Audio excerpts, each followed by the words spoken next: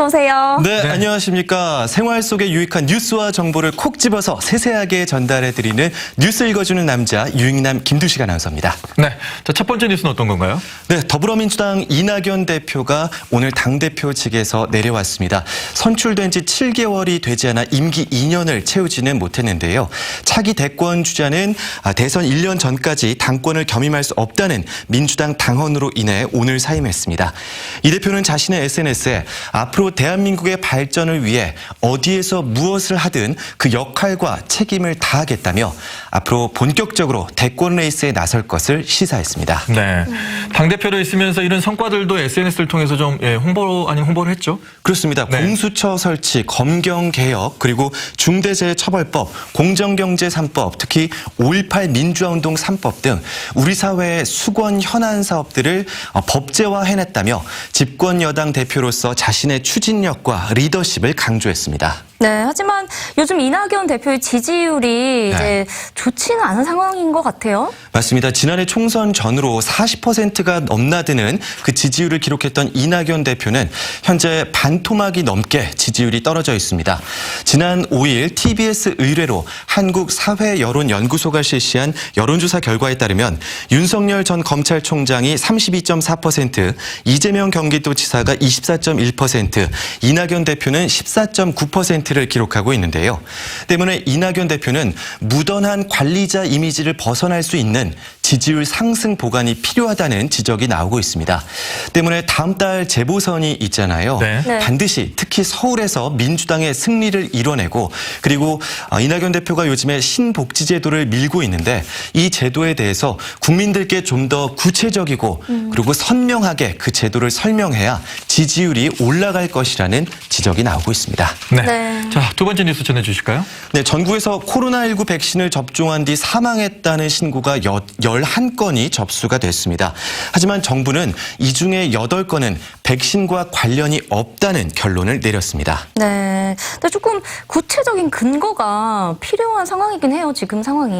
맞습니다. 정부의 설명을 들어보면요. 이 사망자 8명 모두 아나필락시스 접종 후에 급격하게 사망에 이를 수 있는 급성 중증 전신 알레르기 반응이 없었다라고 발표했습니다.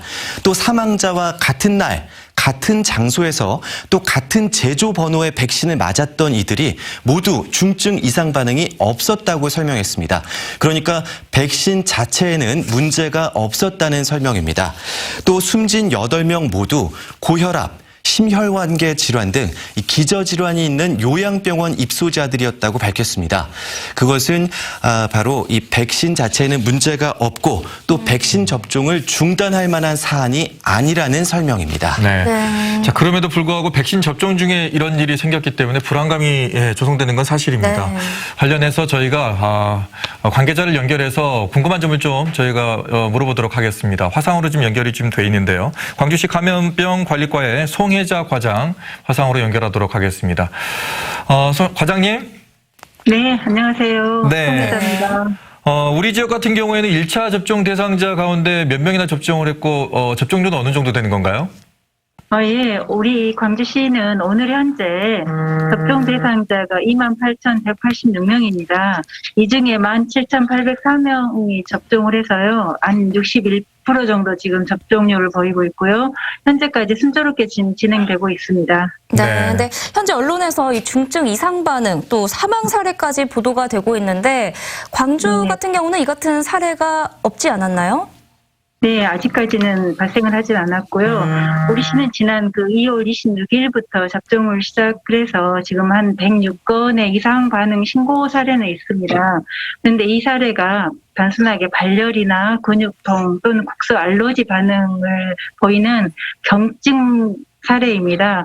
그래서 우리 시는 이렇게 중증 사례나 사망 사례는 지금 발생되지 않는 상태입니다. 네. 그런데 이제 8명이 접종 후에 이제 사망하는 의심 사례로 지금 분류가 돼 있는데 이 8명 같은 경우에는 기저질환이 원인이라고 보고 계시는 건가요? 네, 어제 이제 이 부분에 대해서 질병청에서 발표를 했는데요. 네. 백신 접종 후에 8명의 사망한 사례에 대해서는 뭐 뇌혈관계나 또 심뇌혈관 질환 또는 당뇨병, 뇌전증 같은 기저 질환을 앓고 있어서 이번에 그 예방 접종 백신 사례하고 관계가 낮다고 질병청에서는 그렇게 지금 말하고 있습니다. 네. 네. 그렇다면 혹시 이 광주에서 이 접종 대상자 중에 이 백신에 대한 불안감 때문에 백신을 거부하고 있는 사례도 혹시 있었을까요? 사실은 저희도 이제 접종이 시작되기 전에는 상당히 걱정을 했는데요. 실제로 저희가 이제 그 요양병원이나 요양시설 또는 코로나19 확진자를 보는 의료진에게 접종을 할 것인지를 물었습니다.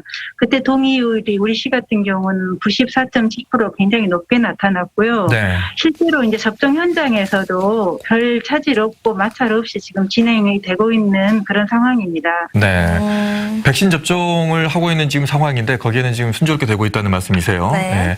끝으로 시청자 여러분께 당부 말씀 부탁드리겠습니다. 네. 사실은 예방접종은 그 우리 시민 여러분들께서 일상회복과 또는 코로나19 종식을 위해서 네. 집단 면역을 형성하기 위한 꼭 필요한 그 접종입니다. 그래서 전 시민의 70% 이상이 맞아야 되는 그래야지 집단 면역이 일어나는데요. 네. 한 가지 유념하실 것은 예방접종 백신은 개인이 선택할 수는 없습니다. 그래서 이제 우리 시에서는 예방접종 시기나 또는 대상 또는 접종 후에 이상 반응이 생겼을 때 조치사항 등에 대해서 안전하고 신속하게 그 예방접종이 되도록 만반의 준비를 하고 있습니다. 네. 네. 시민 여러분께서도 차례가 오시면 꼭 접종을 해주시기를 바랍니다. 네. 네. 70% 이상이 맞아야 집단 면역이 생긴다고 하니까요. 네. 알겠습니다. 말씀 고맙습니다. 네, 감사합니다. 네, 네. 지금까지 광주시청 감염병 관리과의 송혜자 과장이었습니다. 궁금한 점을 좀 네. 시원하게 좀 풀어주신 것 같습니다. 다음 뉴스 전해 주시죠. 네, 다음 뉴스는 무면허로 전동형 킥보드를 몰다가 사고를 낸 광주 대학생에게 500만 원의 벌금이 선고됐다는 소식입니다. 아이고. 지역 내에서 좀 논란이 되고 있는데요. 전동 킥보드에 대한 안전 불감증도 문제지만 규제에 따른 사회적 합의, 법 제도 안착이 우선이라는 반론이 맞서고 있기 때문입니다. 네. 이 화면으로 보시면 아시겠지만 전동 킥보드를 많이들 지금 타고 있거든요. 학생들도 많이 지금 등교할 때 타는 걸 봤는데 네. 헬멧을 착용을 안 하는 경우도 있었어요. 맞습니다. 여러 가지로 좀 위험한 것들이 많은데 500만 원의 벌금이면은 상당히 큰 사고였나 봐요. 네, 당시 상황을 좀 전해드리면요. 이 대학생 A씨는 지난해 10월 광주 광산구의 자전거 도로에서 이 공유형 전동 킥보드를 몰다가 노인 B씨를 들이받았습니다. 이 노인께서는 전치 6주의 상해를 입었고 이 A씨 대학생은 교통사고 처리 특례법 위반과 도로교통법상 무면허 운전 혐의가 적용이 됐는데요. 이 전동 킥보드 관련 규제가 완화된 것은 지난해 12월이라서 이 사고가 발생했던 10월은 전동 킥보드가 소형 오토바이로 분류되던 시기입니다. 네. 따라서 차도에서만 통행할 수 있었고 이 자전거 도로에서 운행은 금지돼 있었습니다. 그리고 원동기 면허가 있어야만 이 공유형 전동 킥보드를 빌릴 수가 있었는데 네. 이 면허가 없던 대학생은 업체로부터 이 킥보드를 빌릴 때 별다른 제재도 받지 않았었습니다. 네. 네. 그럼 그렇다면 이제 지난해 12월 이후에 이제 사고가 있었다면 네. 이렇게 큰 벌금을 내지 않아도 되는 거였던 건가요? 네, 그렇습니다. 지난해 12월 10일부터 네. 도로교통법이 개정이 되면서 이 전동 킥보드가 개인용 이동장치로 분류가 됐습니다. 때문에 13세 이상이면 면허 없이 운행이 가능하고요.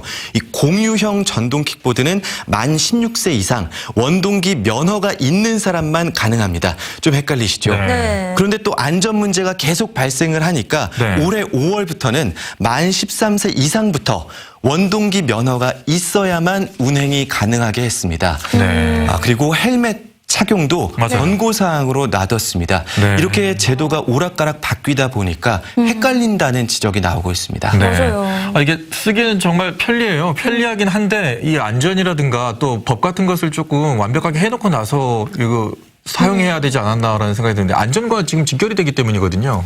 맞습니다. 법원 관계자는 대학생의 사정을 고려해서 이 500만 원의 벌금을 분할해서 납부할 수 있게 안내를 했다. 그리고 또 사회봉사로 대체할 수 있다는 점도 안내를 했다라고 설명을 했는데요. 누리꾼들은 이 규제에 대해서 사회적 합의를 분명하게 이루고 또 제도에 대해서는 국민들에게 먼저 소상히 알리고 홍보를 해야 한다. 그래야 도로 위의 혼란을 막고 그 이후에 일어나는 사고에 대해서 또 처벌에 대해서 국민들이 수긍할 수 있을 것이다는 지적을 내놓고 있습니다. 그렇습니다. 예. 자, 뉴스 읽어주는 남자 여기까지 듣도록 하겠습니다. 오늘 고맙습니다. 고맙습니다. 네, 고맙습니다.